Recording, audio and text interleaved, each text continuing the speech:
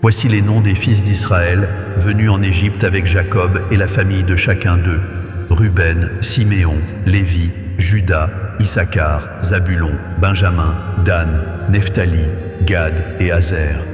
Les âmes issues des entrailles de Jacob s'élevaient au nombre de 70 en tout. Or Joseph se trouvait déjà en terre d'Égypte. Puis Joseph trépassa, ainsi que tous ses frères et toute cette génération-là.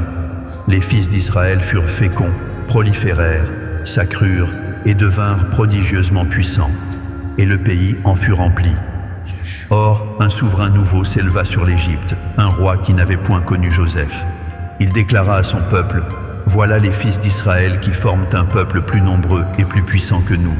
Usons de sagacité à leur égard, empêchons qu'ils ne s'accroissent, et que, s'il survient une guerre, ils ne se joignent à nos adversaires pour combattre contre nous et quitter ensuite le pays. » On établit donc sur lui des intendants de corvée afin de l'accabler de travaux pénibles.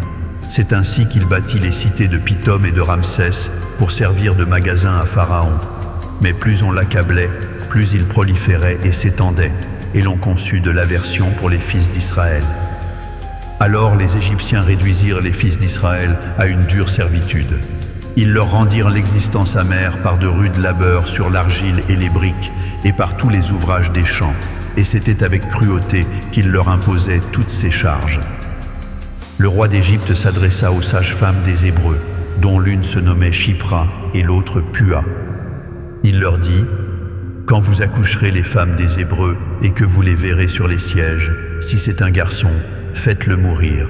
Si c'est une fille, laissez-la vivre. » Mais les sages-femmes craignirent Dieu et ne firent point ce que leur avait dit le roi d'Égypte. Elles laissèrent vivre les enfants. Le roi d'Égypte appela les sages-femmes et leur dit: « Pourquoi avez-vous agi ainsi et avez-vous laissé vivre les enfants ?» Les sages-femmes répondirent à Pharaon: « C'est que les femmes des Hébreux ne sont pas comme les Égyptiennes. Elles sont vigoureuses et elles accouchent avant l'arrivée de la sage-femme. » Dieu fit du bien aux sages-femmes, et le peuple se multiplia et devint très nombreux. Parce que les sages-femmes avaient eu la crainte de Dieu, Dieu fit prospérer leur maison. Alors Pharaon donna cet ordre à tout son peuple: « Vous jetterez dans le fleuve tout garçon qui naîtra, et vous laisserez vivre toutes les filles. »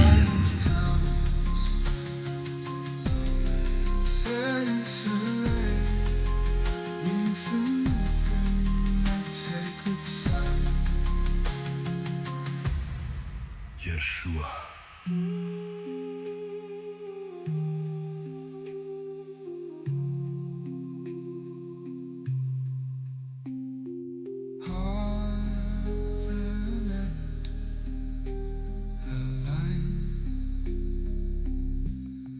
Sacred geometry sounds rising high.